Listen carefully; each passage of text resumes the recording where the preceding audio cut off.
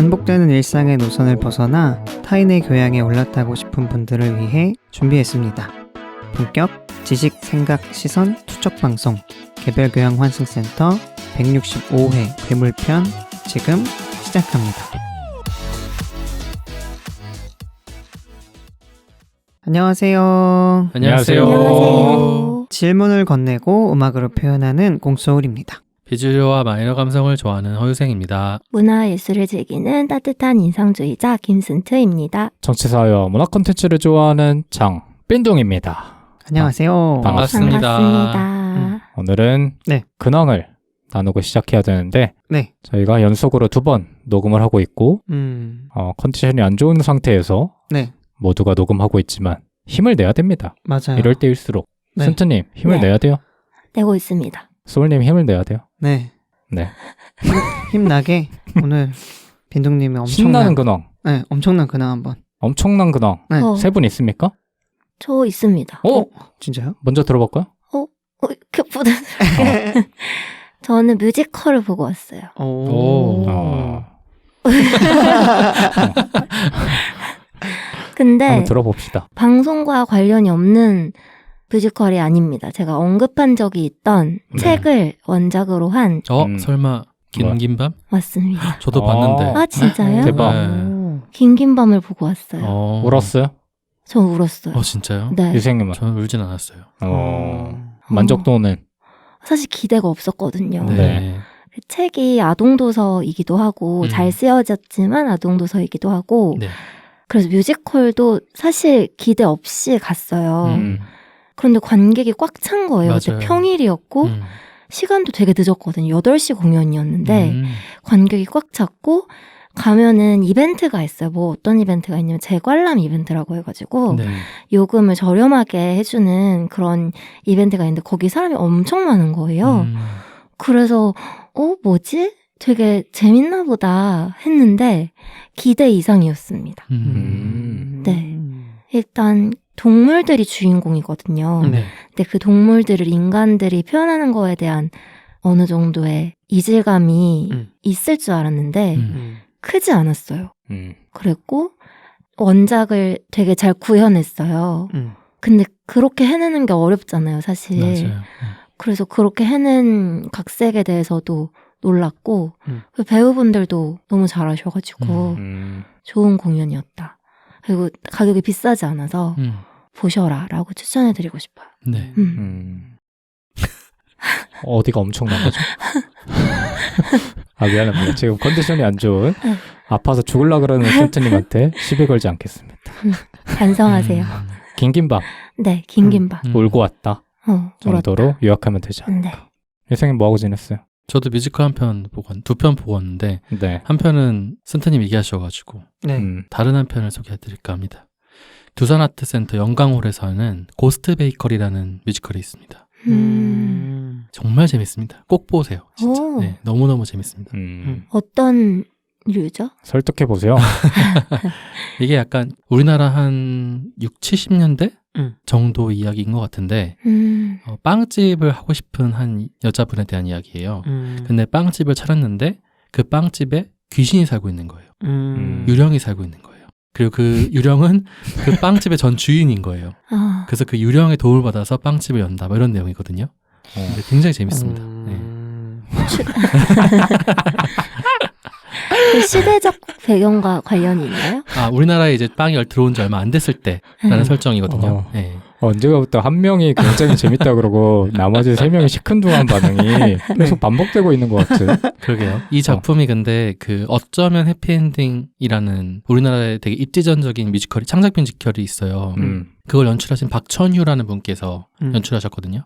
역시 재밌습니다. 이분 작품은 웬만하면 다 재밌거든요. 그래서 뭐 시간 나시면은 즐겁게 보실 수 있는 뮤지컬이 아닌가 싶습니다. 고스트 베이커리. 네.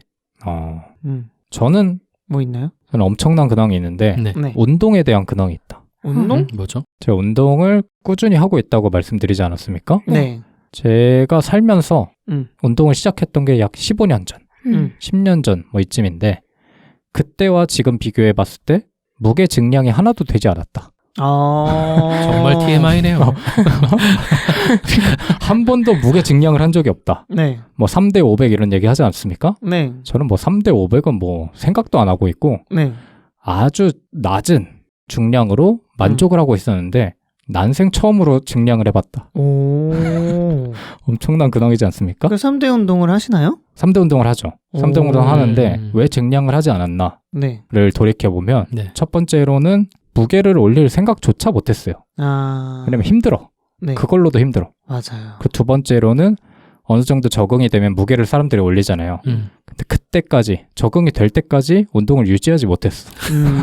그래서 늘 포기를 했기 때문에 운동을 15년 전쯤에 시작을 했지만 한 번도 꾸준하게 한 적이 없었다. 네. 근데 이번에 처음으로 시도를 했다라는 것은 어느 정도 꾸준함을 넘어섰다라고 볼 수 있는 거겠죠. 네. 그래서 제 나름대로는 굉장한 장족의 발전이다 라는 생각이 들어서 근황으로 공유하고 싶었습니다. 축하드립니다. 넘어가시죠. 왜 넘어가? 내 근황 더 할 건데. 얼마나 들어요, 그래서? 네? 얼마나 들어요? 얼마나요? 네. 5kg씩. 5kg씩? 귀엽게 늘리고 네. 있습니다. 아. 근데 이 보람이 있더라고. 몇에서 몇에 되는 거예요? 그거는 비밀이에요. 그건 대회비입니다. 너무 나약해서 대회비고 그렇군요. 하여튼 나름대로 굉장히 큰 변화를 겪었다. 이게 결국 행복론과 연결되지 않나 라는 생각을 또 한번 해봅니다. 또 마음속을 긍정적으로 먹으니까 네. 무게도 늘어나더라. 잘 실천하고 있어요? 그럼요. 네. 네. 지금 여러분의 지금 주눅든이 아니죠. 힘들어하는 표정 앞에서 무너지려고 하고 있지만 네. 행복하다. 아직도 다행입니다. 행복하다. 더군다나 이 녹음이 올라갈 즈음이면 새해 아닙니까? 맞아요. 1월 중순 정도가 되지 않을까 하는데 화이팅 해야 됩니다. 화이팅 하겠습니다. 올해도. 네. 무게 증량 2배를 목표로 하고 20에서 40으로 넣는 건가요? 20에서 40이요? 5에서 10 정도가 아닐까 건투를 빕니다. 생각이 듭니다. 소울님 근황 없어요? 이게 올라갈 때쯤이 1월 중순이잖아요. 네. 공연도 이제 끝났겠다. 요즘에는 이제 미니 앨범을 또 준비하고 있어요. 제가 항상 싱글 앨범으로 한 장 한 장씩 감질만 하게 됐는데 이제 한 3-4곡 정도를 하고 있어서 지금 녹음하는 12월까지 2곡이 거의 완성됐고 이제 1월 달쯤에 2곡을 더 완성해서 한 2-3월쯤에 내지 않을까 하는 생각이라 요즘엔 앨범 커버를 어떻게 할지 뭐 어떻게 발매할지 뭐 이런 것들을 좀 고민하고 있습니다.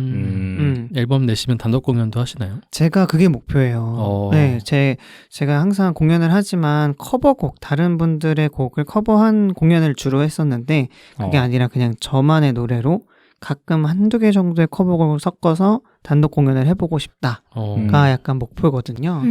그래가지고 그걸 위해서 이제 어떻게 홍보를 하고 어떻게 알리지? 뭐 이런 것들을 고민하고 있습니다. 네. 여기 있잖아. 홍보 창구가 여기 있잖아.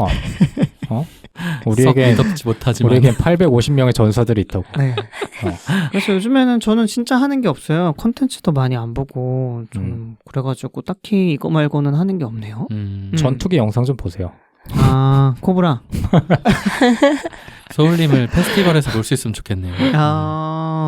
그래서 요즘에는 그런 꿈을 꿔요. 만약에 내가 페스티벌 에피소드를 저도 이렇게 들으면서 와 나도 페스티벌에 한번 서보면 어떤 기분일까. 그리고 가끔씩 이제 요즘에 특히 크러쉬가 콘서트를 이번에 했는데 그분들이 이제 영상을 올리잖아요.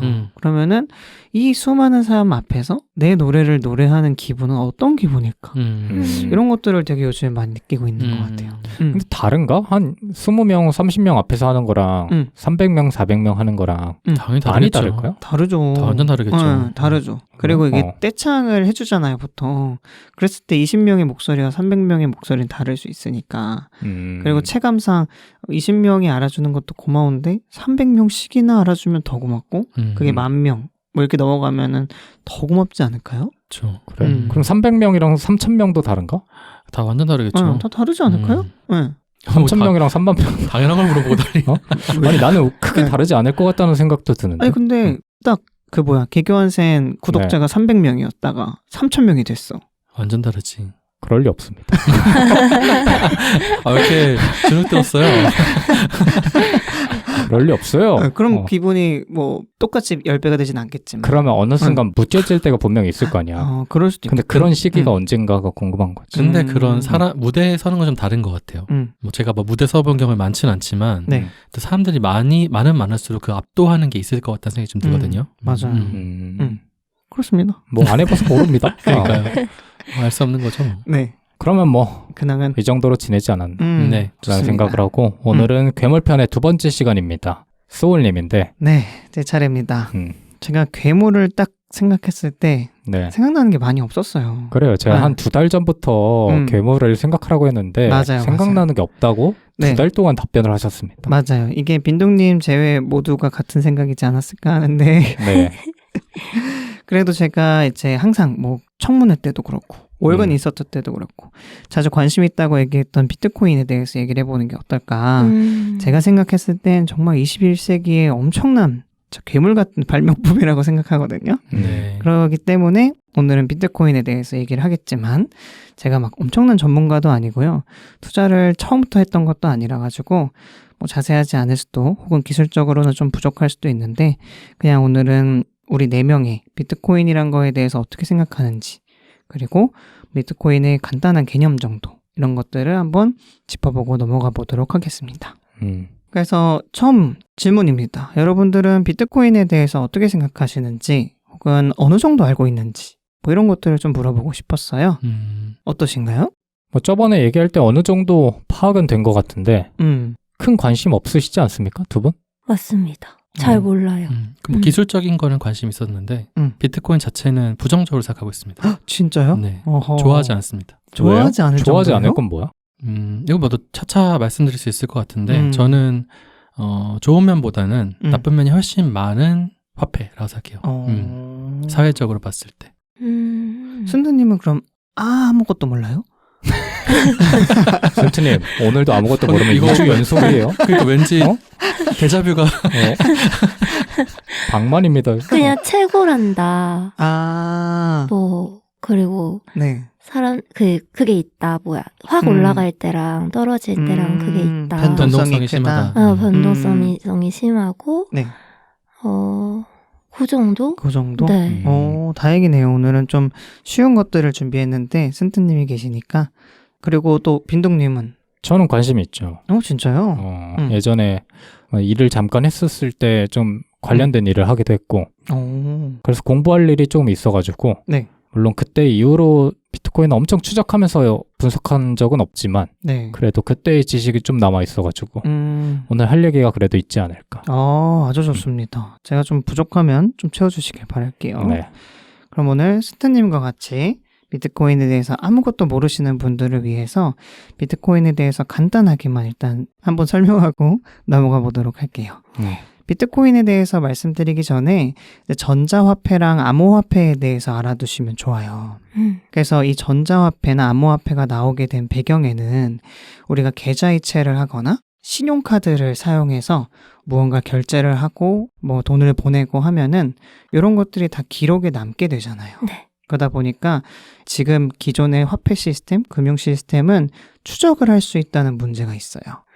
그렇죠. 제가 만약에 돈을 누군가한테 보내면 혹은 나쁜 의도든 좋은 의도든 보내게 되면 이거 누구로부터 나온 돈이지? 이렇게 추적을 할 수 있다는 문제가 있다 보니까 데이비드 차움이라는 사람에 의해서 온라인에서도 이제 현금처럼 쓸 수 있는, 즉 추적이 될 수 없게 쓸 수 있는 거를 만들게 되는데 이게 전자화폐입니다.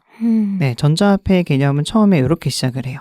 그러니까 전자화폐란 어떻게 보면 디지털로 된 현금입니다. 그리고 이런 전자화폐에다가 암호를 걸어서 익명성과 보안성, 탈중앙화를 만들게 된 게 암호화폐입니다. 네, 그래서 전자화폐로부터 거기에 암호를 추가해서 암호화폐가 만들게 된 건데 이 암호화폐의 대표적인 게 지금 우리가 설명할 비트코인인 겁니다. 우리가 옛날에 도토리 같은 거 생각해 보면 좋아요. 전자화폐도 뭐 도토리라고 말할 수는 없지만 도토리는 사실 싸이월드라는 회사에서 누가 썼는지 누가 누구한테 어떻게 썼는지를 다 볼 수 있잖아요. 이런 거랑 좀 개념은 좀 유사할 수 있는데 완전 똑같다고 볼 수는 없어요. 사실 근데 저희가 지금 쓰고 있는 모든 화폐가 거의 대부분 전자화폐라 봐도 될 것 같아요. 우리가 신용카드를 긁을 때 내가 직접 화폐를 주진 않잖아요. 다 그 전자상에 기록만 남게 돼 있잖아요. 그리고 뭐 계좌이체라는 것도 마찬가지고. 그래서 사실상 우리는 현재로서는 실물 형태의 화폐를 쓰다기보다는 대부분 전자 기록으로서의 화폐를 쓰고 있는 게 있다고 보는 게 맞을 수도 있겠죠. 근데 아까 말씀드린 데이비드 차움이라는 사람은 어떻게 보면 디지털로 쓰는 화폐잖아요. 저희가 지금 실제로 돈을 주고받지는 않고 숫자만 왔다 갔다 하잖아요. 네. 이거보다 더 진짜 익명성을 추구할 수 있고 누군가한테 감시당하지 않을 수 있게 만든 게 전자화폐였었습니다. 그래서 약간 지금의 전자화폐 개념이랑 조금 다르기는 한데 어쨌거나 이런 전자화폐에 암호화가 추가돼서 암호화폐가 만들어졌고 그 대표적인 게 비트코인이다 라고 알아두시면 됩니다. 네. 그래서 비트코인은 아까 말씀드렸던 이 모든 장점들을 갖고 있어요. 그래서 프라이버시가 보호되고 그리고 보안도 좋고 그리고 탈중앙화 이것도 갖고 있는데 탈중앙화라고 하면 우리가 은행 시스템을 사용해서 보통 금융 시스템을 이용하잖아요. 그렇게 했을 때 정부나 은행 혹은 금융기관 같이 가운데에 딱 중앙화된 무슨 기구나 집단들을 이용해서 우리가 돈을 사용하거나 돈을 보내거나 이렇게 하는 게 지금의 현재 금융 시스템인 중앙화 시스템이에요. 근데 이런 중앙화 시스템을 통해서 우리나라뿐만이 아니라 세계적으로 금융에 문제가 터진 적이 많았었잖아요. 대표적으로 유생님께서도 한번 말씀해 주셨던 것 같은데 금융위기 사태. 그런 것들은 사실 중앙화된 혹은 누군가의 개인들, 단체들로 인해서 대부분의 사람들이 피해를 봤던 안 좋은 사례인데 이런 것들을 좀 타파하고 싶어서 우리 중앙이라는 기관을 믿지 말고 우리 모두가 중앙이 되어서 즉 탈중앙화를 해서 조금 더 안전하고 조금 더 좋은 화폐를 만들어 보자 라는 걸로 나온 게 비트코인입니다. 그래서 사토시 나카모토가 만든 비트코인인데요. 사토시 나카모토는 그의 백서, 비트코인 설명서를 2008년 10월 달에 9쪽짜리 논문으로 암호학자들에게 보냈다고 해요. 그래서 현재 통화의 문제는 중앙은행이라는 이 중앙화 기관에 대한 신뢰 위에 있다면서 기존 금융에 대한 비판을 합니다. 그래서 2008년 이 금융위기와 밀접한 연관이 있었던 것 같아요. 2008년 10월에 만든 걸 보면. 그래서 기존 화폐와는 다르게 정부나 중앙은행이나 금융기관의 개입이 없이 개인 간 빠르고 안전한 거래가 가능하며 정부가 원하면 더 찍어낼 수 있는 것과는 달리 최대 발행량을 2,100만 개로 한정되어서 비트코인이라는 화폐를 만들게 됩니다. 사토시 나카모토는 들어보지 않았습니까? 처음이에요? 초면? 초면이에요. 진짜요? 유생님은? 알고 있죠. 그래서 이 사토시가 비트코인을 만들었는데 이 사토시가 누군지에 대해서는 밝혀진 바가 없습니다. 사실 이게 개인일 수도 있고 단체일 수도 있어요. 그 누구였죠? 뱅크시 같은 느낌인 거예요. 그래서 이 비트코인에 대해서 조금 더 자세히 알기 위해서는 두 가지 개념을 더 알아주시면 좋은데 비트코인은 블록체인 기술을 활용해서 만들어진 암호화폐입니다. 네. 블록체인은 들어보셨나요? 들어봤죠. 그렇죠. 블록체인이 뭐냐면 우리가 기존의 화폐들은 위조할 수가 있잖아요. 종이를 똑같이 만들어내면 되는데 그걸 방지하기 위해서 기존의 종이 화폐에는 위조 방지 기술들이 있어요. 빛에 비춰보면은 뭐 세종대왕 얼굴이 나온다거나 뭐 이런 것들 위조 방지 기술이 있는데 전자화폐에서도 즉 암호화폐에서도 이런 위조를 막기 위한 기술이 하나가 도입이 되는데 그게 바로 블록체인 기술입니다. 기존의 화폐는 위변조의 과정을 누가 보증을 직접 해주냐면 은행이나 정부가 해줍니다.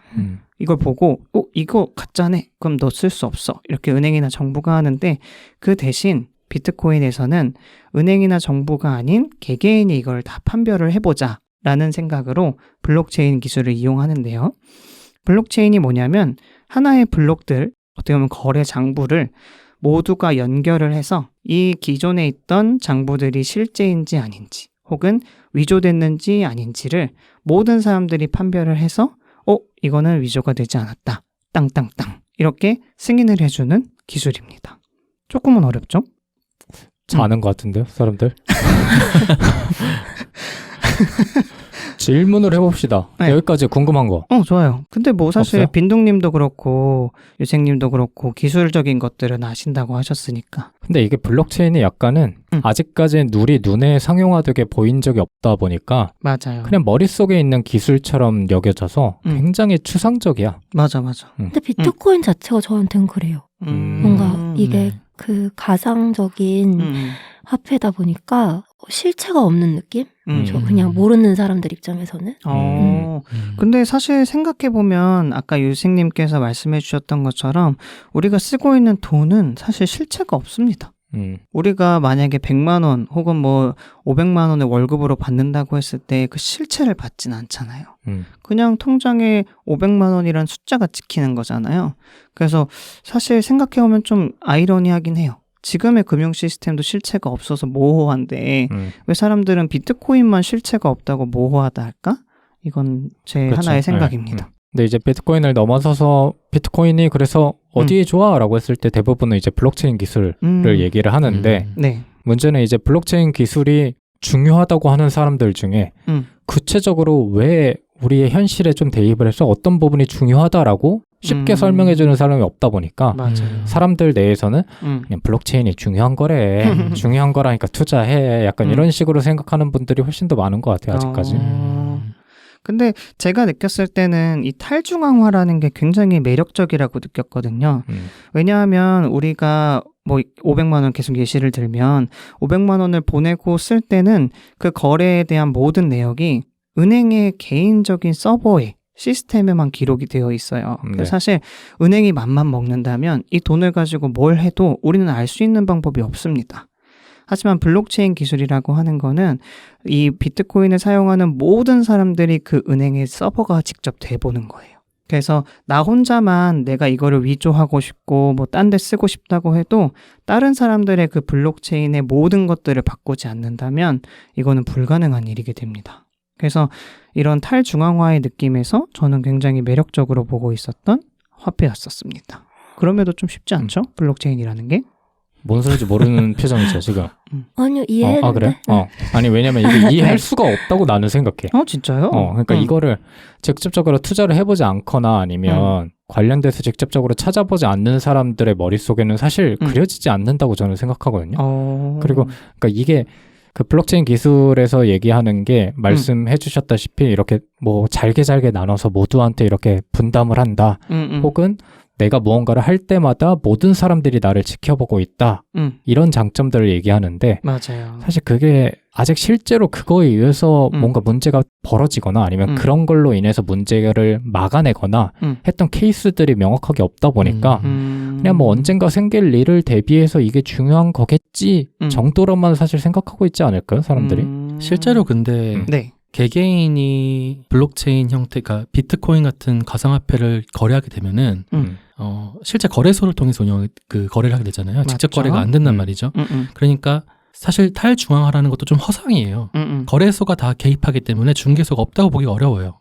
그리고 그 블록체인이라는 기술이 뭐 잘게 쪼갠다 이런 뜻이 아니라 그러니까 내가 거래했던 장부를 모두가 나눠 갖자 이거잖아요. 모두가 똑같이 사본을 가지고 있자. 그리고 그것들을 연결해가지고 그것들의 보안을 더 철저하게 해보고 하자. 그리고 그 보안을 뚫리지 않을 수 있게끔 다양한 장치에 걸어놓자. 이런 뜻이거든요. 그러니까 기술 자체로는 그렇게 어려운 기술은 아닙니다. 사실. 맞아요. 대단히 신기술도 아니고 기존에 있던 어떤 수학적인 어떤 뭐 테크닉 같은 걸 이용해가지고 만들어낸 기술이란 말이죠. 뭐 그런 의미에서 이 기술로 인해가지고 생겨난 비트코인이라는 존재가 저는 대단한 어떤 가치관을 가지고 시작은 했지만 막상 뜯어보면은 대단한 기술도 솔직히 아니고 사실 그들이 주장하는 탈중앙화 뭐 이런 것들이 사실상 운용되는 상태를 보게 되면은 전혀 그렇지 않다라는 게 느껴지거든요. 개인적으로는.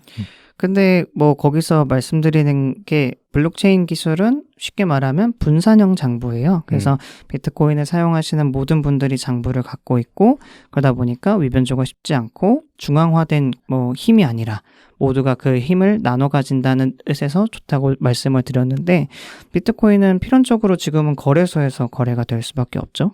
근데 이것도 좀 생각을 해보면 우리가 거래소에서 거래를 하는 이유는 거래의 용이성을 위해서예요. 하지만 비트코인 자체는 거래소에서 거래하지 않고 개인 간의 지갑을 통해서도 오고 갈 수 있다는 말이죠. 그래서 우리가 금이라는 게 혹은 원자재들이 거래소에서 거래된다고 해서 필요가 없고 쓸모가 없다고 말을 하진 않잖아요. 그래서 비트코인도 지금의 거래소에서 거래되기 때문에 중앙집권형 혹은 탈중앙화랑 완전히 대비가 된다라는 거는 저는 아직은 그렇게 생각을 하진 않습니다. 그래서 지금 블록체인 기술은 간단히 한번 기술적인 것들을 얘기를 해봤는데, 블록체인 기술은 모두가 이 분산형 장부를 갖고 있다 보니까 다른 사람들이 위조를 했는지 변조를 했는지 내가 직접 확인을 해야 돼요. 근데 이거는 되게 귀찮은 일이잖아요. 내 컴퓨팅 파워가 되게 많이 들어가는 일이니까 사토시는 여기에서 그럼 보상을 주자. 다른 사람들의 장부가 제대로 된 장부인지 확인을 빨리 해주는 사람한테 보상을 주자. 그 보상이 바로 비트코인입니다. 그래서 블록이 계속 일렬로 연결이 되는데 10분마다 한 번씩 새 블록이 생기거든요. 그 말은 즉 10분마다 한 번씩 새로운 거래 내역들이 기록이 되는데, 다음 블록과 연결되기 위해서는 이 전의 블록이 가짜는 아닌지 위조된 건 아닌지 이거를 판별을 해줄 사람이 필요를 해요. 그래서 다음 블록과 연결하기 전에 빠르게 이거를 보증해주는 사람한테 내가 비트코인을 50개를 줄게. 이런 식으로 보상 시스템을 만들어냅니다. 그럼 사람들은 거기서 비트코인을 받기 위해서 블록체인에 대해서 계속 컴퓨팅을 돌려서 이거는 위조된 게 아니야 라고 공인을 어떻게 해주는 거죠. 어떻게 해줘요? 그게 좀 복잡하긴 한데 해시 값이라는 게 있는데 그걸 되게 빠르게 해가지고 그걸 확인하는 방법이 있다곤 하는데 저는 기술적으로는 잘 몰라요. 컴퓨터를 잘하는 사람이 유리하겠네요. 아닙니다. 그렇다기보다는 네. 그 해시 값이라는 걸 이용하면은 다양한 문장들 있잖아요. 혹은 네. 다양한 자릿수의 숫자들이 있는데 그걸 다 똑같은 자릿수로 만들 수가 있어요. 해시라는 함수를 이용하면은. 그리고 해시라는 함수를 이용하면 한 글자만 바뀌어도 그 값 자체가 전부 다 바뀌어버립니다. 네. 그러니까 이게 이 규칙성을 유추해낼 수도 없는 형태의 함수예요. 그럼 이 함수를 다시 그러면 거기 부여된 이전 장부에 부여된 해시 값으로 암호화된 그 값보다 작거나 같은 값을 빠르게 찾아내야 되거든요. 찾아내려면은 그냥 다 기술적인 내용은 다 차치하고 다 하나씩 대입을 해봐야 돼요. 그러니까 빠르게 대입해서 빠르게 찾는 게 중요한 거죠. 그럼 그 빠르게 대입하기 위해서 필요한 장비가 CPU가 있겠죠. 네. 컴퓨터는 CPU인데 더 빠르게 대입하려면 GPU가 필요한 거예요. GPU가 병렬 연산이 가능하기 때문에. 맞아요. 네. 그래서 비트코인 채굴을 하는 것 때문에 GPU가 동인하고 있죠. 단순 반복이 그냥 만약에 10자리의 비밀번호를 찾아라 했을 때 가장 쉬운 방법은 00000001부터 99999까지 다 입력을 해보면 되잖아요. 그렇죠. 그런 식으로 계속 컴퓨팅 파워를 돌려서 그 해시값을 찾아내는 게 이 채굴의 원리입니다. 그러다 보니까 단순 계산은 CPU보다 아까 말씀드렸던 그래픽카드가 빠르다 보니 2017년에는 그래픽카드 때가 엄청 비싸졌죠. 네, 그때 엔비디아가 성장하기도 했고. 네. 그래서 별거 없습니다. 이 블록체인 기술을 유지하기 위해서 사람들에게 동기부여를 계속 해주는 게 바로 그 보상이 비트코인인 거고, 그 비트코인을 통해서 탈중앙화 그리고 암호, 익명성 이런 것들을 추구하면서 이 비트코인이라는 화폐로 거래를 하자. 이게 그냥 비트코인의 원리이자 모든 거예요. 그래서 비트코인의 역사를 한번 보면 2009년 1월 3일에 2008년 그 백서가 나오고 나서 사토시가 첫 채굴을 통해서 50 비트코인을 얻었었어요. 그리고 그 다음 해인 2010년 5월 22일에 비트코인 1만 개로 피자 2판을 주문한 첫 거래가 성사됐다고 합니다. 이때 그래서 되게 유명한 피자데이라고 불리는데 1만 개로 피자 2판. 지금 1만 개면은 네, 엄청난 금액이죠. 그리고 2013년 12월에 이때가 우리나라의 첫 비트코인 거래 가게가 등장하게 됩니다. 아마 베스킨라빈스인가 파리바게트인가 이런 빵집이었던 것 같아요. 그때 네. 우리나라에서 첫 비트코인으로 거래하는 가게가 등장했고 이후로는 쭉쭉쭉쭉 이어지다가 21년 6월에 엘살바도르가 세계에서 첫 번째로 비트코인의 법정 통화를 지정하고 2024년 1월 10일에서는 미국에서 비트코인 현물 ETF가 승인이 되기도 하고 2024년 3월에는 비트코인이 국내 거래소에서 1억 원이 돌파했었습니다. 네. 사실 2009년부터 2024년까지의 역사를 쭉 보면은 그 사용이나 가치가 줄어들지는 않고 오히려 늘어나고 있다고 보고 있는데 아까 요생님이 말씀하셨던 것처럼 비트코인의 가치에 대해서는 의견이 아직도 분분하다는 생각을 많이 했었습니다. 그래서 여러분들이 느끼기에는 비트코인의 가치가 어떤지 한번 이어서 얘기를 해볼까요? 빈둥님은 비트코인이 가치가 없다고 생각하시나요? 있다고 생각하시나요? 아니, 별 의미 없다고 생각해요. 왜요? 그런 정도의 수준을 이미 넘어섰다고 생각하고 이미 지금 비트코인 시총이 특정 나라의 그냥 전체 시총을 주식시장 시총을 훨씬 더 넘었고 그렇죠. 지금 몇 위죠? 금이랑 뭐 이런 거랑 다 따지면 7위인가 그렇습니다. 네. 그렇기 때문에 단순히 그냥 암호화폐의 일종이다 뭐 아니면 하나의 종목이다 뭐 이 정도로 보는 시선이 지금 조금 무의미해졌다고 생각을 하고 그래서 뭐 가치를 판단할 필요조차 저는 없어졌다고 보는 편이에요. 그래서 이게 좀 무의미한 얘기가 될 수도 있겠다 정도? 근데 가치를 볼 필요가 없다라는 건 그래도 긍정적인 뉘앙스인가요? 부정적인 긍정적인 뉘앙스인가요? 뉘앙스. 그러니까 뭔가 예를 들어서 비트코인의 기술적인 부분을 가지고 이거는 기술적으로 하등 쓸모가 없어 혹은 효용성이 없을 거다라고 하는 것들이 이미 이제 무의미해진 시기가 되지 않았을까라는 생각이 드는 거죠. 네. 너무나 많은 사람들이 다 지금 거래를 하고 있고 맞아요. 그거에 대한 신뢰를 하고 있기 때문에 그게 이제 정부에서도 공식적으로 인정을 해주고 있는 그런 시점에서 그런 게 큰 의미가 있을까 정도로 생각이 드는 거죠. 유생님은 어떠신가요? 저도 빈농님이랑 비슷한 의견인데 네. 결론은 좀 다릅니다. 저는 실기했다 생각해요. 실기? 비트코인을 규제하고 중앙화로 가져올 수 있는 그 중요한 포인트, 중요한 시점을 놓쳐버렸다. 전 세계가. 예, 그래서 이미 아까 빈둥이 말씀하신 것처럼 이미 사람들은 거기 투자를 하고 있고 실체가 있는 것처럼 사실 일종의 주가 그래프처럼 움직이고 있잖아요. 투자 수단이 돼버린 거죠 이미. 그런 거를 이제 가치가 없다고 말하는 거는 의미가 없죠. 네. 만약에 이거를 문제점이 너무 명확하다고 생각했을 때는 국가나 기관들이 빠르게 규제를 했어야 했었는데 당시에 뭐 코로나 이런 시기랑 맞물리기도 했고 블록체인이라는 기술 자체가 마치 뭐가 대단한 것처럼 4차 산업혁명 이끌 것처럼 막 이렇게 나왔잖아요. 네. 그런 이런 여러 가지 어떤 판타지들이랑 합쳐져가지고 규제할 시점들 놓쳐버린 거죠. 네. 그래서 이 모양이 이 꼴이 되지 않았나. 전 되게 사실 근데 위험하다고 생각합니다. 이런 현상이. 순트님은 아직까진 가치에 대해서는 판단하기 어렵죠. 가치 판단이라는 게 내가 가치 판단을 할 수 있을까? 왜냐면 그거에 대한 지식이나 기술적인 관심이나 이게 없었기 때문에 그 정도인데 그냥 진짜 아무것도 모르는 사람 입장에서는 제가 대학생 때 한번 비트코인을 난리가 났었어요. 네. 그래서 친구들이랑 이런 게 있대. 근데 누가 뭐 얼마를 벌었대 얘기를 들은 적이 있거든요. 근데 최근에 또 비트코인이 난리가 났잖아요. 맞아요. 그때 기억이 떠오르는 거예요. 그래서 그때 얘기했던 그 친구랑 우리 그때 그렇게 말만 하지 말고 사놨으면 지금 엄청 부자겠다 이 얘기를 한 적이 있어요. 근데 그러면서 그럼 미래에 또 지금 나를 보면 그때 사놨으면 지금 부자겠네? 라는 말을 할 수도 있겠다는 생각을 한 적이 있어요. 그러니까 뭔가 그때 대학생 때 말할 때는 그러다가 말 줄 알았어요, 이게. 비트코인이라고 하는 게 약간 사행성처럼 어느 정도 유행하다가 잠잘 줄 알았는데 이게 계속 지속되고 있고 전 세계 사람들이 이거에 대해서 말을 하고 있잖아요. 그래서 내가 뭔가 이거에 대한 가치 판단을 하기도 전에 움직이고 있다. 그런 생각? 센트님처럼 생각한 게 사실 대부분이고 맞아요. 뭐 지금 뭐 비트코인의 가치를 얘기하면서 투자를 해야 된다라고 말하는 사람 중에 99%는 분명히 의심했던 시기가 분명히 저는 있을 거라고 생각하고 그때부터 사서 지금까지 유지하는 사람들은 거의 없다고 봐야죠. 근데 저는 궁금했던 게 센트님은 그럼 만약에 주변에 뭐 예를 들어 남편분이 갑자기 비트코인에 다 투자하겠다. 다? 다? 전 재산의 한 3분의 1 이 정도를 하겠다 하면 어떻게 할 거야? 근데 이거는 뭐. 근데 되게 확신이 있어 보여. 그럼 전 하라고 할 것 같아요. 그래? 왜요? 싫을 것 같아요? 여자친구분이 만약 그런다고 하면? 당연히 말리지 않을까요? 근데 이건 비트코인뿐만이 아니라 비트코인뿐만 아니라 어떤 거라고 해도 맞아요. 몰빵 투자는 항상 위험하니까. 그쵸.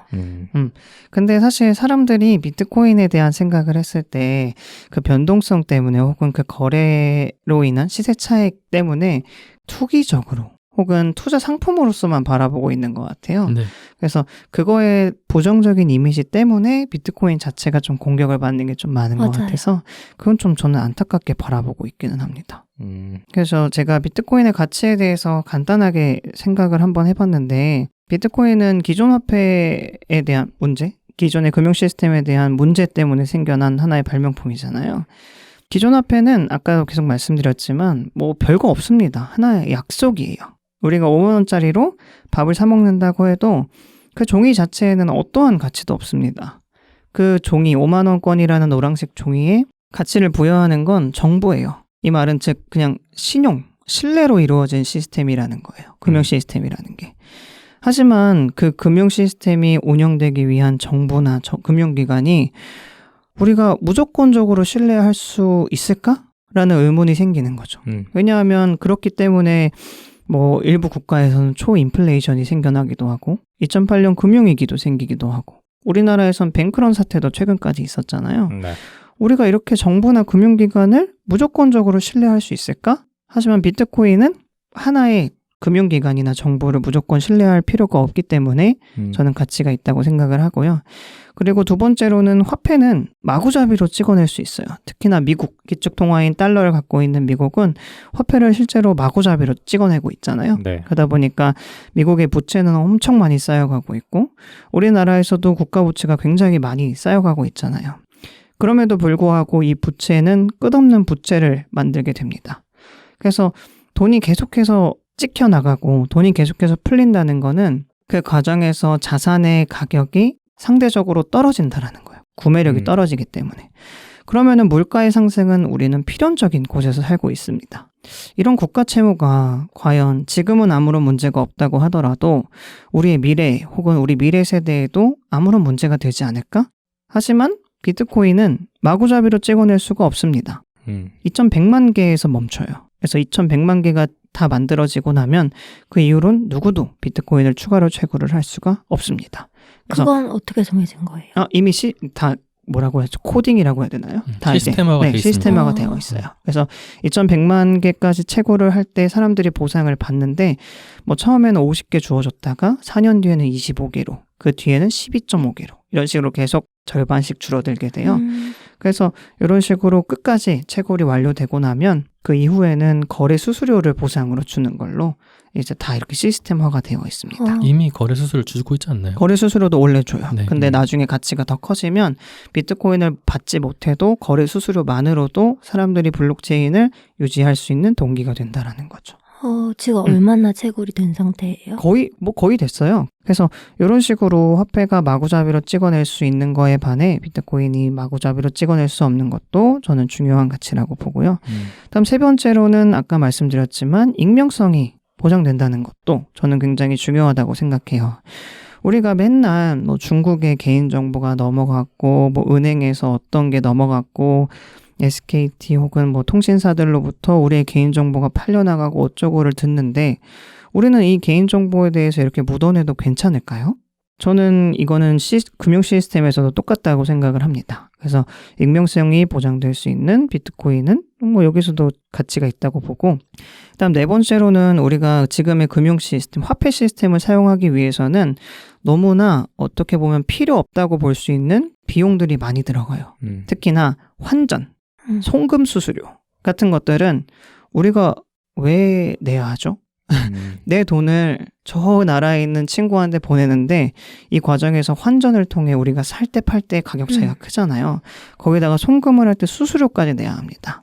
이거는 다 중앙은행 혹은 은행을 우리가 믿기 때문에 그 믿음의 대가로 우리가 수수료를 지불을 하는 것 같은데 큰 돈을 굴리고 있는 사람들에게는 이 비용이 꼭 필요할까? 근데 비트코인을 통해서 우리가 송금을 하고 할 때는 돈이 들어가지는 않습니다. 그렇기 때문에 비트코인에는 이런 가치도 있다고 볼 수 있고요. 그래서 뭐 장점은 되게 저는 여러 가지로 보고 있어요. 이거 말고도 뭐 지정학적인 요인으로부터도 좀 자유로울 수가 있어요. 만약에 우리가 전쟁이 난다고 했을 때 뭐 다른 나라로 대피를 해야 돼. 그러면은 원화를 미국으로 들고 가봤자 필요가 없잖아요. 아니면 집에 금괴를 수백 개를 쌓아놨는데 전쟁 갈 때 이 수백 개를 들고 갈 수가 없잖아요.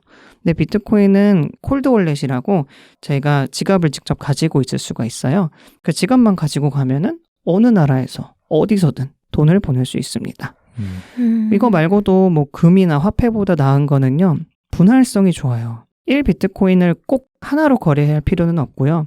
이거는 1억 분의 1까지 나눠져서 1사토시라는 그 최소 단위가 있는데 이 단위로도 우리가 충분히 거래를 할 수가 있고 그 다음에 내구성도 좋습니다. 금도 내구성이 좋기 때문에 꾸준히 화폐로서 혹은 자산으로서 존중을 받고 있는데 비트코인은 내구성도 또 희소성도 그리고 운반성에서도 금보다도 훨씬 나은 장점들을 갖고 있습니다.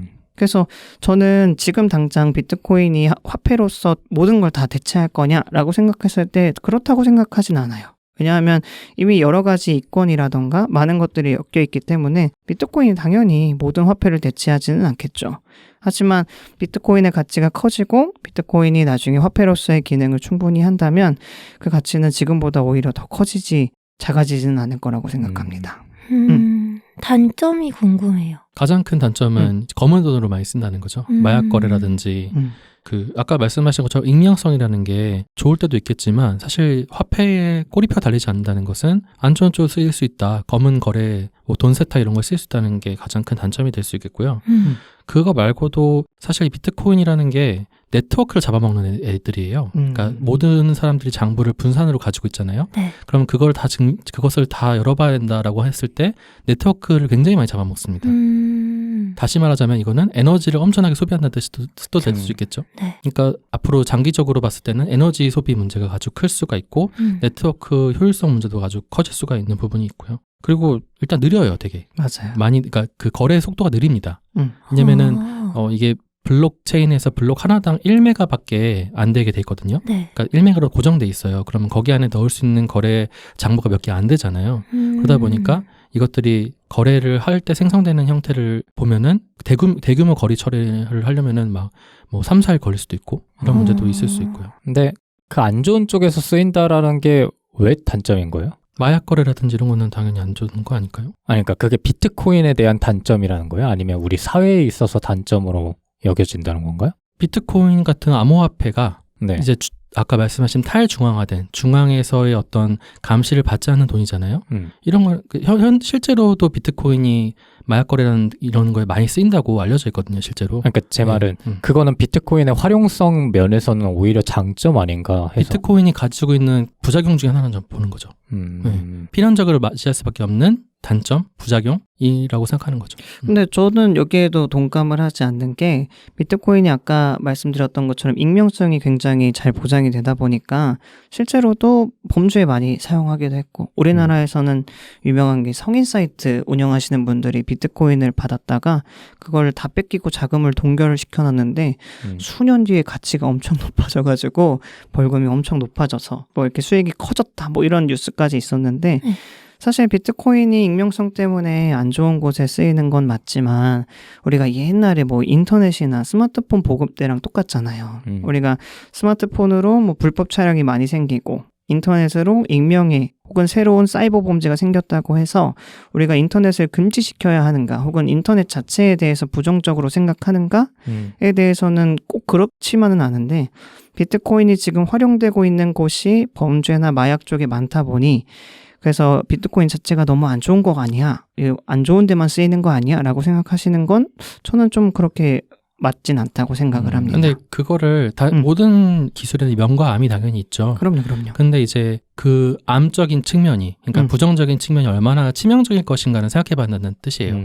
그러니까 인터넷이라는 게 당연히 안 좋은 측면도 당연히 분명히 있겠지만 이것을 우리가 여러 가지 규제나 제도를 통해서 개선할 수 있을 것인가, 이런 어떤 여지가 있는 것인가를 봤을 때 얼마든지 할 수 있다라는 것이 선다면은 이런 부작용적인 측면들을 우리가 좀 더 쳐내 나가면서 쓸 수 있다라고 생각할 수 있는데 특히 이런 암호화폐, 탈중앙화된 완전 중앙 권력으로부터 배제된 암호화폐는 그리고 화폐라는 게 엄청난 권력을 가지고 있잖아요. 그쵸. 그렇기 때문에 이런 형태의 기술을 썼을 때 당연히 이런 부작용을 낳을 수밖에 없고 그거를 과연 우리가 규제하기가 쉬운가 이거를 아예 없애버리지 않는 이상 규제하기가 쉬운가를 생각해 볼 필요가 있는 거죠. 그래서 사실 많은 분들이 갈리는 게 규제를 할 수 있냐 없냐에 대해서도 좀 갈리는 것 같아요. 그러니까 비트코인을 조금 좋아하시고 되게 비트코인에 대한 장기적인 미래를 좀 좋게 보시는 분들은 오히려 이러한 규제들이 없어야지 시장은 완전한 자율성을 보장받을 수 있다라는 말씀을 많이 하시는 것 같아요. 근데 이거는 사실 가봐야지 알죠. 근데 뭐 이거 말고 단점은 그런 것도 있어요. 우리가 예전에 코로나 때 네. 너무 경기가 안 좋아지고 막 모든 것들이 막히니까 정부나 이런 데서 긴급적으로 막 이렇게 그렇죠. 네. 재난지원금을 뿌리기도 하고 뭐 하면서 경기를 안정시켰잖아요. 네. 근데 만약에 비트코인이 나중에 화폐로서 가치를 갖게 되면 이런 거를 할 수 있는 정부나 뭐 기관이 없다 보니까 뭐 특정한 상황에 누군가가 개입을 할 수 없어서 어떻게 보면 정말 시장에다 맡겨놔야 됩니다. 그래서 이럴 때는 어떻게 활용이 될지는 잘 모르겠지만 그런 측면에서 저는 제가 가장 우려하는 부분은 화폐 권력이 민영화되는 게 아닌가라는 생각을 하게 돼요. 그러니까 화폐라는 것 자체가 권력을 가지고 있다고 저는 생각하거든요. 그러니까 중앙에서 신뢰해서 보증해준다는 뜻은 곧 화폐 자체에 힘이 있다는 뜻이에요. 누구나 그것을 믿고 누구나 그것을 거래할 때 쓴다는 것은 그만큼의 힘을 가지고 있다는 뜻인데 이걸 전부 다 분산시키자. 취지는 좋을 수 있죠. 근데 이 분산시키는 과정 중에서 어떤 한 큰 세력이 조금이라도 더 갖고 있다면 더 많은 힘을 가지게 된다면은 민영화의 수순으로 가는 걸 수도 있거든요. 실제로 고래라고 해가지고 그 맞아요. 안에서 되게 많이 갖고 있는 사람들이 움직일 때마다 가격 변동이 일어나고 있고 물론 이게 시총이 높아지면서는 그런 현상이 줄어들긴 하지만 아직까지도 그런 고래에 의해서 움직일 수 있는 가능성을 무시할 수가 없고 더군다나 유생님이 말씀해 주신 것처럼 그 세력들이 점차 좀 거대화되고 있는 모습도 보이거든요. 예를 들어서 국가에서 움직이는 경우도 있어요. 그러니까 국가에서 예를 들어서 아까 소울님이 말씀해 주셨다시피 어떤 특정 범죄 세력에 의해서 거둔 비트코인들이 어느 정도 시점이 지나면 엄청 불어 있거든요. 근데 그것들을 갖고 있다가 자기들이 이렇게 팔게 되면은 그걸로 인해서 가격이 엄청 움직이게 되고 그렇죠. 사실 지금 국가마다 갖고 있는 비트코인의 개수들이 지금 파악을 해보면 되게 많거든요. 그래서 이 사람들이 이걸 어떻게 활용하느냐에 따라서 비트코인의 가격이 좀 변동되는 가능성이 크기도 해가지고 사실 최근에 트럼프 같은 경우도 비트코인에 대해서 우호적으로 발언을 계속하고 있는 이유도 그들이 갖고 있는 혹은 갖게 될 비트코인의 개수 때문이 아닌가 이런 얘기도 돌 정도로 사실 그런 측면에서도 영향을 끼칠 수 있다는 점의 단점으로 볼 수 있을 것 같아요. 네. 그래서 뭐 비트코인의 단점은 이런 것들 있는데 뭐 제가 생각했을 때 우려들이 몇 가지 있더라고요. 네. 그중에 뭐 여러 뭐 아까 말씀드린 가치가 있냐 뭐 이런 얘기를 했는데 뭐 사실 뭐 5만 원권은 가치가 있나요? 혹은 뭐 고가의 미술품은 가치가 있나요? 뭐 그렇게 질문을 할 수 있을 것 같고 제일 많이 얘기 나오는 게 가격의 변동성인데 우리가 금을 처음 화폐로 사용하기로 했을 때는 과연 변동성이 없었을까요? 금 태환 제도를 갑작스럽게 폐지했던 닉슨 쇼크 이후에는 화폐의 가치가 정말 진짜 끝을 모르고 추락을 했었습니다. 혹은 짐바브웨나 베네수엘라 등에서 일어나는 하이퍼 인플레이션? 이런 변동성은 우리나라가 아니니까 상관없진 않잖아요. 비트코인은 어떻게 보면 한 나라가 아닌 전 세계에서 일어나는 금융 시스템에서의 문제를 좀 해결하기 위해서 나타났기 때문에 가격의 변동성이 저는 그렇게 문제가 된다고 생각을 하지는 않습니다. 왜냐하면 시가총액이 커지면 커질수록 변동성은 줄어들 수밖에 없고요. 그리고 2017년인가 2013, 2년? 뭐 이때까지만 해도 중국에서 굉장히 큰 고래들이 많았다고 알고 있는데 지금은 손바뀜도 많이 일어났다고 보고 있고요. 그러다 보니까 특정 세력이 이렇게 비트코인에 막 좌지우지할 수 있을 거라고 저는 생각을 하지는 않습니다. 근데 여기서 말하는 그 가격 변동성이라는 게 예를 들어서 사람들이 생각하는 가격 변동성은 시장에서 이렇게 가격이 오르내려 가는 것도 있지만 이게 진짜 화폐로 이용됐을 때 맞아요. 예를 들어서 내가 상점으로 가서 뭔가를 지불을 했을 때 그거를 비트코인으로 지불을 했을 때 돈 낼 때와 상점에서 나올 때 가격이 확연하게 달라져 있으면 그게 과연 화폐로서의 활용성이 있을까에 대한 얘기를 많이 하잖아요. 맞아요. 사실 그런 측면에서의 얘기가 아닐까요? 근데 뭐 제가 말씀드렸던 변동성은 사람들이 이걸 투기적 자산으로만 바라볼 때 변동성 때문에 그런 것 같아서 거기에 대해서 말씀을 드린 거고 가격의 변동성이 거래할 때의 변동성도 말씀을 드렸는데 지금은 라이트닝이라고 해서 굉장히 더 빠르게 거래할 수가 있어요. 10초? 몇 초? 그냥 신용카드랑 다를 바가 없습니다. 그래서 신용카드처럼 진짜 바로바로 결제할 수 있는 뭐 그것도 있기 때문에 뭐 지금이야 변동성이 클 수밖에 없죠. 자리를 잡아갈 시기니까. 근데 나중에는 이걸 그렇게 크게 걱정할 필요는 없다고 생각을 하고요. 근데 그런 생각은 해봐야 될 것 같아요. 네. 아까 5만 원짜리가 가치가 있느냐, 실제 가치가 있느냐, 그쵸? 뭐 미술품이 가치가 있느냐 했는데 그런 이야기 때문에 요새 나오는 이야기가 신뢰 자본이라는 거잖아요. 그러니까 사람들의 신뢰는 그 자체로 자본이다. 그 자체의 가치를 만들어낸다는 뜻이거든요. 그러니까 우리가 5만 원짜리는 아무런 가치가 없다고 생각하긴 하지만 5만 원이라면 사람들의 약속과 신뢰가 그 5만 원의 가치를 부여하는 거잖아요. 그렇죠. 그러니까 그거를 단순하게 비트코인은 그런 탈중앙화된 것을 지향한다라는 의미에서 5만 원짜리가 아무 가치가 없다라고 말할 수는 없을 것 같아요. 그리고 이게 아까도 빈동님도 말씀하셨지만 이 비트코인에 사람들의 관심이 몰리면 몰릴수록 어떤 국가적인 차원에서 이것을 규제한다 만다 하면 할수록 이 가치가 또 오르락내리락 하잖아요. 그러니까 비트코인도 일종의 신뢰 자본을 먹고 있는 거예요. 지금 사람들의 관심이 모이고 거기 투자가 모이기 때문에 그 가치가 오르락내리락 할 수 있는 거잖아요. 그러니까 이 화폐로서 초기에 이 비트코인이 설정했던 탈중앙화, 인명성, 투명성 이런 것들은 저는 이미 깨진 지 오래라고 봅니다. 어느 부분에서 깨진 거죠? 탈중앙화라고 말하기에는 거대 거래소들이 실제로 많은 거래를 운영하고 있고 중개소처럼 사용하고 있잖아요. 중개자처럼. 그리고 실제로 이 아까 말씀하신 것처럼 채굴자의 권한이 너무나도 강해지고 있어요. 그러니까 수수료를 먹기도 하고 이런 것들. 그리고 그들이 실제로 그 블록을 작업 증명을 하면 할수록 계속 어려워지잖아요. 해시값 찾는 게 어려워지고 있기 때문에 컴퓨팅 파워가 어마어마해지거든요. 그럼 개인이 채굴할 수는 없다는 뜻이 되는 거예요. 그렇죠. 그러니까 이 채굴자의 권한이 강해질수록 중앙화에 가까운 역할을 하게 되는 거죠. 그러니까 사실 현대 사회, 그러니까 현대로 자꾸 뒤로 모을수록 이 화폐라는 것에 가진 고유한 가치 때문에 이게 중앙화되지 않을 수는 없겠다라는 생각을 자꾸 하게 돼요. 그러니까 지금 계속 재밌는 게 소울님은 비트코인도 똑같이 다른 화폐랑 다를 게 없는데 왜 비트코인한테만 이렇게 높은 가치를 요구하는 거고 가치를 계속 되물어보는지 모르겠다라고 하셨잖아요.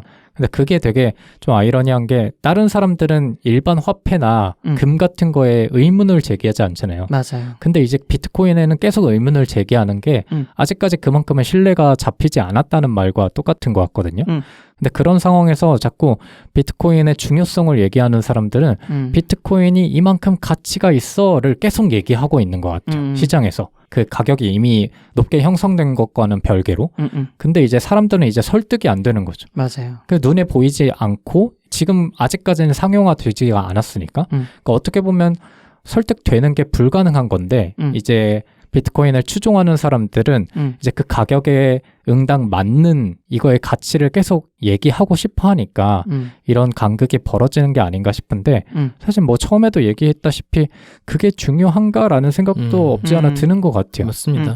있는 걸 없다고 하지 말할 수는 없는 거잖아요. 맞아요. 그래서 저도 이게 암호화폐가 안 좋다고 생각을 하고 있지만 이미 사람들이 다 투자를 하고 있기 때문에 이거 없애다라고 말할 수는 없을 것 같아요. 맞아요. 근데 이제 저는 나중을 좀 더 먼 미래를 봤을 때 전 세계적으로 뭐 규제를 하는 방식으로 가야 되지 않을까라는 생각해요. 그래서 그런 측면에서는 그런 생각이 드는 거죠. 물론 지금까지 비트코인의 성장세와 역사와 지금의 형성된 가격에는 이 비트코인이 갖고 있는 가치들이 당연히 영향을 줘서 결과를 만든 거겠지만 그게 전부는 아닐 텐데 라는 생각도 드는 거죠. 사람들의 심리가 반영되고 어느 정도의 그런 투기성의 목적을 가진 사람들이 들어왔기 때문에 가격이 형성된 것도 없지 않아 있을 텐데 그죠.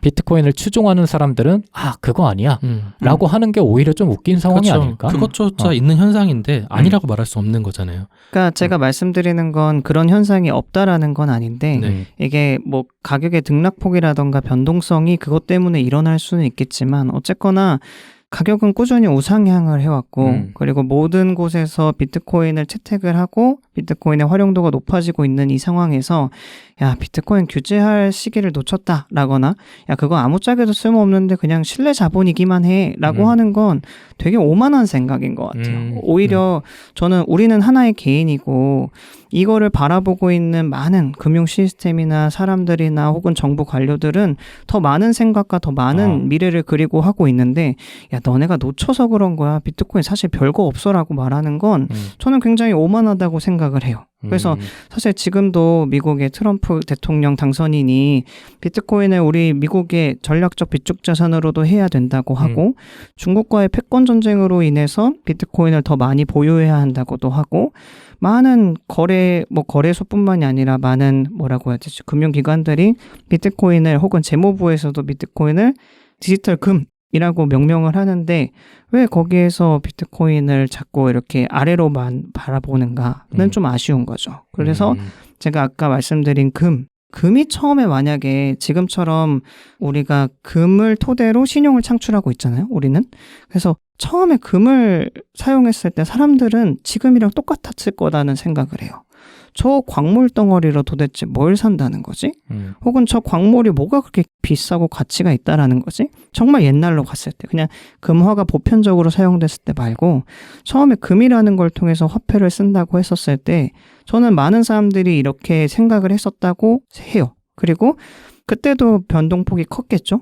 누군가는 투기 세력이 몰려와서 금을 독점하려고 했었을 수도 있고, 혹은 그때도 광산을 독점하는 무언가 회사가 있었을 수도 있고, 이런 현상이 저는 비트코인이랑 별 다를 건 없다고 생각하는데, 저는 생각했을 때 금은 사실 그 자체로는 어떤 것도 할 수 없잖아요. 근데 비트코인은 어떻게 보면 살아 숨쉬는 생명체와 같이 계속해서 난이도도 조절하고 사람들이 많아지면 자본이 더 이렇게 생성되고 하는 건데 왜 자꾸만 이렇게 비트코인을 안 좋게만 생각할까는 잘 모르겠어요. 근데 그거는 당연할 수밖에 없는 게 역사가 그만큼 짧으니까 자본이 날 수밖에 없는 거잖아요.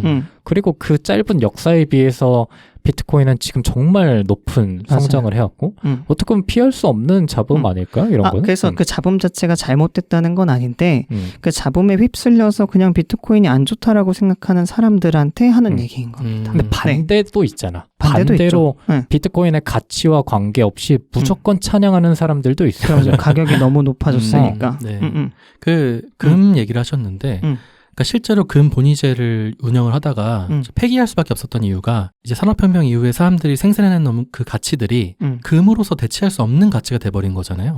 그러니까 금 본위제를 폐지해버리고 이제 그렇게 인플레이션이든 디플레이션이든 이렇게 화폐를 통해 조절하는 방식으로 나아간 거는 어쩌면 사회가 팽창하고 문명 수준이 고도화될수록 선택할 수밖에 없었던 자연스러운 귀결이라 생각을 해요.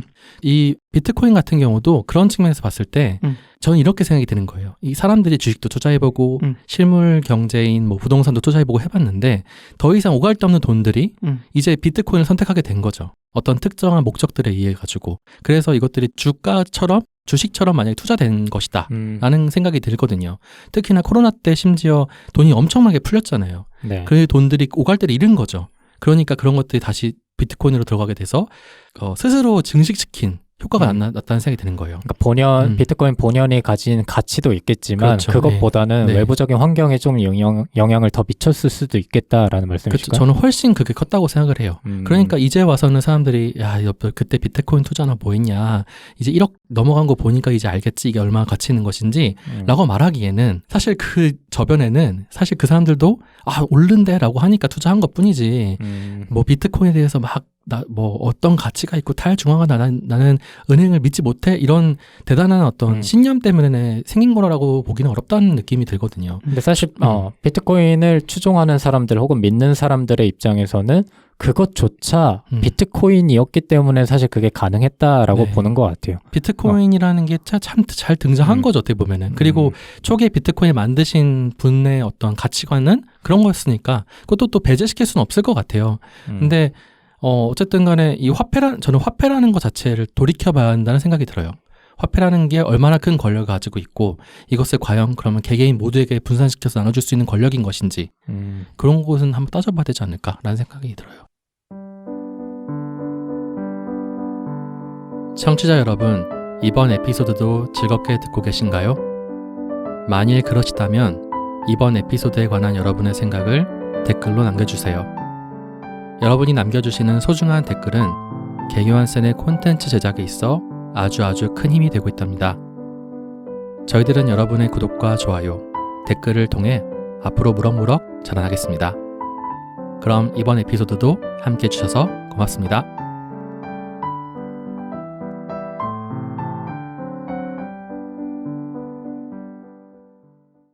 그래서 뭐 빈통님, 요생님 말을 토대로 진짜 가격이 상승했고 별 생각 없이 가치가 올라간다고 느끼는 사람도 잘못이고 제가 봤을 때는 그냥 그 변동성 때문에 비트코인 자체를 부정하는 사람도 저는 좋지 않다고 생각하기 때문에 비트코인이라는 현상과 이 자산에 대해서 그냥 오롯이 바라볼 수 있는 게 되게 중요하다고 생각하기 때문에 오늘에 계속 이 얘기를 하고 있는 건데. 네. 그러면 그런 사람은 어때요? 어떤 사람? 셋이서 얘기하고 있는데 얘기 한 번도 안 하는 사람은 어때요? 아, 왜 그래? 의견이 궁금해가지고. 근데 어떠세요? 저는 지금, 네. 잘 듣고 있었어요. 너무 재밌어요. 그래요? 응. 네. 소울님은 그 본연의 가치에 좀 더 집중하시는 것 같고, 유생님은 그로 인해서 파생된 지금의 현상에 대해서 좀 더 생각이 많으신 것 같아요. 그럼 그게 궁금한 거죠. 본인이 어느 정도 얘기를 들어봤잖아요. 지금 비트코인 갖고 있어요? 안 갖고 있어요. 조금 생각에 변화가 있어요? 그러니까 미래 자산으로서 인정받을 수도 있겠다. 그러니까 이게 뭐 주식의 변동성, 뭐 그 투자 가치가 커질 거 이런 거를 차치하고 그냥 진짜 미래 자산, 뭐 지금 솔님 계속 말씀하신 현찰 화폐, 그리고 주식, 그리고 뭐 금 이런 것과 함께 하나의 자산의 종류가 될 수 있겠다. 근데 지금은 너무 올라 있어서 네. 이게 사람들이 휩쓸려서 얘의 가치를 기존에 받아야 될 가치보다 훨씬 높게 형성하고 있을 것 같아서 지금은. 그래서 미래 자산으로서 내가 이거를 마련을 해놓으려면 어떻게 해야 될까 이런 생각도 들긴 하네요. 저는 지금까지 쭉 보면서 네. 사실 비트코인뿐만 아니라 모든 주식 종목들에도 대입되는 건데 사람들의 불신 혹은 신뢰가 그렇게 굳건한 개념은 아니라고 생각하거든요. 가격이 변동되면 그 나름의 의지는 되게 쉽게 깨질 거라고 생각을 맞아요. 하는데 그런 거랑 별개로 지금 사람들이 이렇게 비트코인에 대해서 얘기하고 있는 게 그런 측면에서 보면 한편으로는 조금 우습게 느껴질 때도 가끔은 있어요. 왜냐하면 지금까지 비트코인의 가격이 변동을 워낙 많이 했으니까 그럴 때마다 바뀌는 사람들 너무 많이 봤으니까 맞아요. 일단 뭐 저도 그렇고 근데 그러다 보니까 오늘 저희가 나눈 대화도 예를 들어서 한 1년 뒤에 가격이 현저하게 바뀌고 나서도 과연 3명의 입장이 유지가 될까? 뭐 스트림까지 4명의 입장이 유지가 될까? 이런 생각도 동시에 들고 그러게요. 그래서 예전에 한 뭐 1년 전, 2년 전에 토론 뭐 100분 토론 같은 데에서도 다뤄지곤 했거든요. 맞아요. 그런 거 뭐 지금 보면 되게 웃겨요. 맞아요. 근데 그게 웃기다는 게 뭐 한심하다 이런 차원이 아니라 그냥 그 시대에서는 그렇게밖에 생각을 할 수가 없었다라는 거죠. 그 누가 정답인지도 알 수 없는 거고. 맞아요. 그렇기 때문에 뭐 재밌지 않나라는 생각도 드는데. 빈누님, 유생님 갖고 있어요? 없습니다, 전. 저는 있습니다. 좋겠네요. 근데 네. 아무리 많이 갖고 있는 사람들도 행복하지 않을걸요? 더 사야 된다고 생각했기 때문에. 맞아요. 뭐 그래서 저는 짧게 얘기한 줄 알았는데 시간이 거의 다 돼가서요. 뭐 여러 가지 준비를 하긴 했는데 만약에 비트코인을 지금까지는 투자의 개념으로 얘기를 하진 않았지만 네. 비트코인을 투자로서 한번 투자 자산으로서 한번 선정을 한다고 하실 때 가장 중요한 건 비트코인과 알트코인은 다릅니다. 알트코인은 비트코인을 제외한 모든 코인 관련들을 알트코인이라고 하는데 대표적으로 이더리움이나 뭐 솔라나 뭐 이런 것들이 있겠죠. 근데 이 알트코인은 중앙 집권형이에요. 이 프로젝트를 만든 팀이 있습니다. 그 팀이 결정하는 대로 코인의 생태계가 돌아갑니다. 그래서 만약에 오늘 방송 들으시고 비트코인의 탈중앙화가 되게 매력적이다 하고 알트코인을 구매하시면 안 됩니다. 네. 알트코인은 뭐 비트코인의 문제를 해결하기 위해서 나온 것들도 있고 비트코인이 하지 못한 것들을 추가해서 나온 것들도 있기 때문에 뭐 안 좋다 이런 건 아니지만 이 비트코인의 가치를 보고 투자를 하실 때는 알트코인과 비트코인은 다르다고 생각을 하시면 됩니다. 뭐 이 정도만 말씀드리면 될 것 같은데 비트코인의 미래는 과연 진짜 어떻게 될지 좀 궁금하긴 한데 제가 투자를 하면서 항상 느꼈던 거는 뭐냐면 물 들어올 때 노젓는 게 되게 중요하더라고요. 네. 그 돈의 흐름이 어디서부터 어디로 이동하는지 그 흐름을 잘 찾아가는 게 좋다고 생각을 했는데 최근까지만 해도 저는 그 흐름이 되게 좋다고 보고 있기 때문에 아직까지는 조금 단기적으로든 장기적으로든 좋은 추세라고 보고 있습니다. 네. 그래서 뭐 예전에 댓글에 청취자님께서 비트코인 언제 팔까요? 이런 질문을 하셨는데 저는 비트코인만 가지고 계시다면 꾸준히 한번 모아가 보시는 것도 저는 좋지 않을까라는 생각이지만 저희 채널은 절대 매도 추천이 아니고요. 모든 방금 추천했는데요? 좋다. 저는 좋을 것 같다인데 사라 이건 아닙니다. 네. 가지고 책임지지 않겠다. 가지고 있다면 아니요 가지고 있다면 꾸준히 가져가 보는 게 어떠냐지 지금 더 사세요. 지금 파세요. 이거는 아닙니다. 그러면 그렇게 물어보는 사람한테는 뭐라 할까요? 뭐? 지금 하나도 없는데 살까요 말까요? 순투님이 물어보면 저 뭐 살까요, 알아서 하셔야죠 말까요? 뭐. 네. 무책임해. 맞아. 제가 주식 전문가가 아니잖아요. 아까 열변을 토하던 맞아. 하나만 얘기해봐요. 사요 말아요. 그거는 모두 투자는 본인의 판단하에 이루어져야 하기 때문에. 에라이. 근데 솔직히 아까 선트님 말처럼 지금 사면 좀 비싼 것 같기는 해요. 왜냐하면 가격이 최근에 뭐 엄청 올랐죠? 10월, 11월, 12월 내내 올랐으니까 지금 사는 건 좀 비싸지 않을까 하는 생각도 있기는 합니다. 근데 항상 그렇게 얘기해야 되잖아. 응? 언제 사야 되냐고 물어보는 사람한테는 네. 언제 팔 건지를 먼저 물어봐야 돼. 그러니까 본인이 언제까지 버틸 수 있는지 그거를 몇 년을 갖고 물어보고 있을지? 그리고 얼마나 보유할 건지 이런 거를 얘기 안 하고 지금 사 마라 라고 하는 건 얼굴에 똥칠을 하는 거나 다름없다. 근데 왜 물어봤어요 자꾸? 궁금하니까. 똥칠하려고. 근데 저는 네.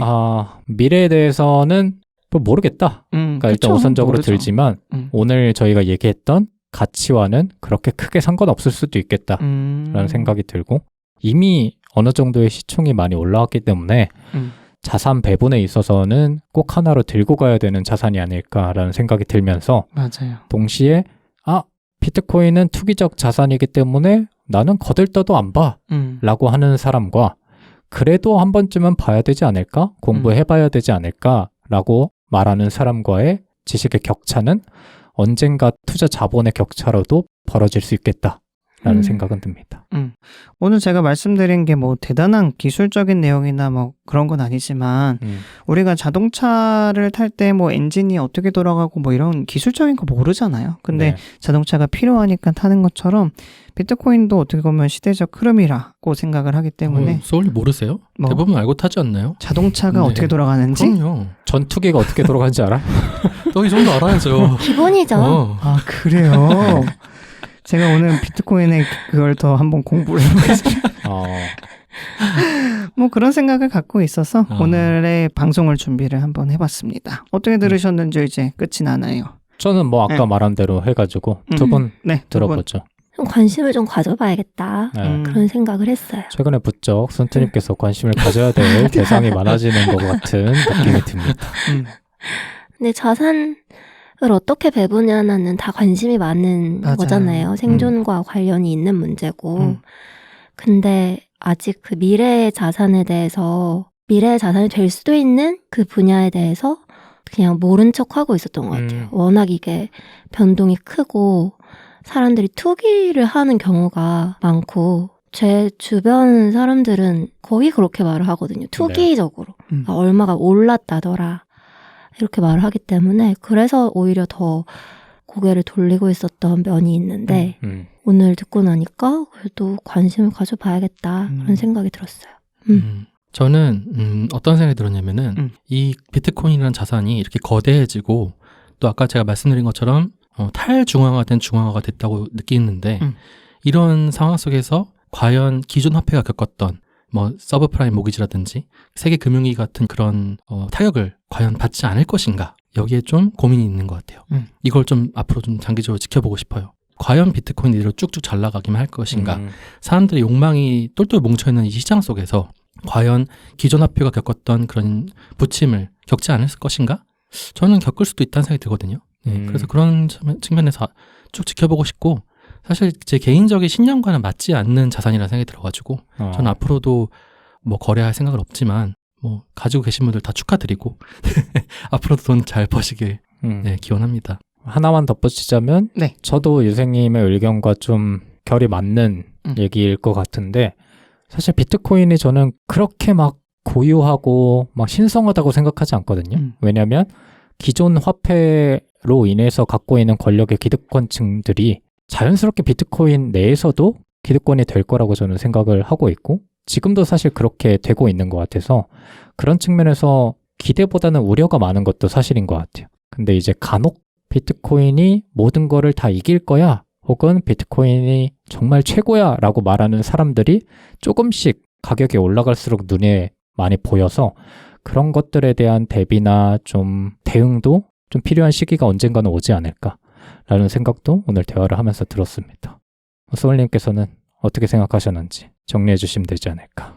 저는 아주 재밌게 들었는데 제가 얘기를 하면서도 다양한 의견을 들어보니까 되게 재밌었는데 저희 방송을 들으시는 청취자분께서도 누군가는 비트코인을 맹렬히 추종하시는 분도 계시고 혹은 그렇지 않다고 생각하시는 분들이 계실 수 있는데 많은 의견들 남겨주시면은 모두에게 도움이 되지 않을까 하는 생각도 들면서 비트코인 추종하시는 분들 제가 설명을 잘 못해가지고 죄송해요. 하나 물어볼 거 있습니다. 제가 잘 몰라요. 네. 지금에서 절반 떨어져도 안 팝니까? 그럼요. 그럼 더 사죠. 더 산다? 네. 지금 절반 떨어져봤자 뭐. 3분의 1 떨어진다. 3분의 1이요? 가격이 3분의 1이 된다. 3분의 1이 된다? 뭐, 더 사지 않을까요? 네. 저는 진짜 장기적으로 사고 싶어요. 10분의 1이 된다.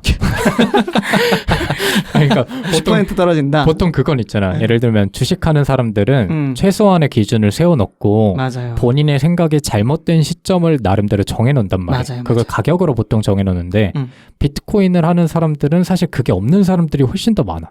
왜냐면 가격이 줄어들면 줄어들수록 나는 더 사면 되니까 상관없어 라고 말하는 사람들이 주변에 많아서 소울님도 그러신지 여쭤보고 싶었고. 가격에 그 제한 폭은 없겠지만 제가 비트코인을 투자하는 이유는 있을 거 아니에요. 뭐 아까 얘기했던 그 물 들어올 때 노젓는 그쵸, 느낌?